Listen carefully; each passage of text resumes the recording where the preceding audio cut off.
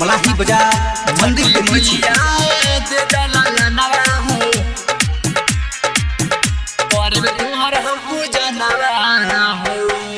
छठी मैया दे दला नवा हो आ करब तोहर हम पूजा नवा हो। छठी मैया दे दला नवा हो करब तोहर हम पूजा नवा हो। छठ उठाई बहो कोसी भराई बहो, छठ उठाई बहो कोसी भराई बहो आ बाड़े इहे आर मनवा हो। छठी मैया दे दला नवा हो करब तोहर हम पूजा नवा हो। छठी मैया दे दला नवा हो करब तोहर हम पूजा नवा हो। छठ उठाई बहो कोसी भराई बहो, छठ उठाई बहो कोसी भराई बहो आ बाड़े इहे आर मनवा हो। छठी मैया दे दला नवा हो करब तोहर हम पूजा नवा हो।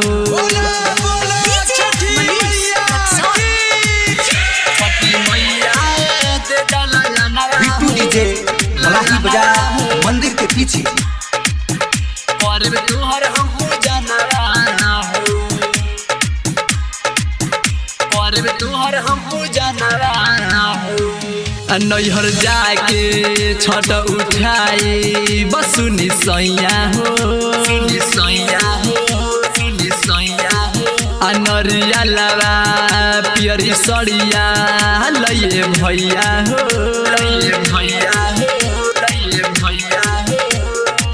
सुनी रौरा पूजन में बानी भूखल हो, हा भूखल हो, हा भूखल हो।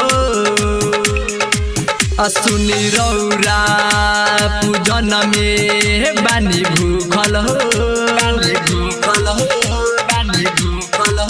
अनरिया लवा पियरी सड़िया लइए भैया हो।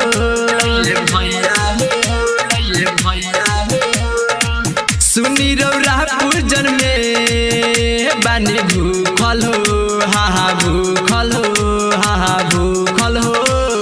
किनके ले आदि मोरा सरदा पूरा दी पाइब सुंदर लाला नवा हो। छठी मैया दे दला नवा हो करब तोहर हम पूजा नवा हो। छठी मैया दे दला नवा हो करब तोहर हम पूजा नवा हो।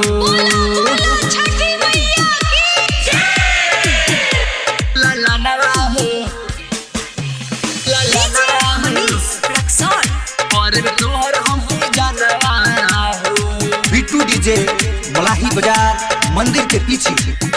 छठी मैया दे दला नवा हो। Music by Munna Raj.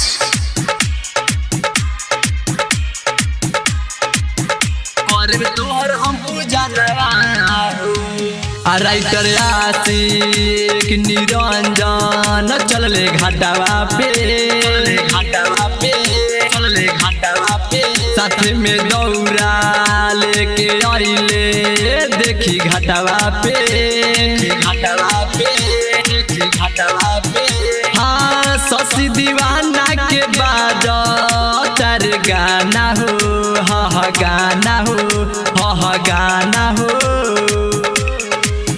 Writer आशिक निरंजन चलले घाटावा पे, साथ में लेके दौड़ा आइले देखी माथावा पे। हाँ शशि दीवाना के बाद तार गाना हो, हा गाना हो, हा गाना हो। अरे मन होइए खुश अब होइए ना दुख बाजी ओही जे बजानवा हो। छठी मैया दे दला नवा हो करब तोहर हम पूजा नवा हो। छठी मैया दे दला नवा हो करब तोहर हम पूजा नवा हो। राज स्टूडियो स्टेशन रोड सुगौली।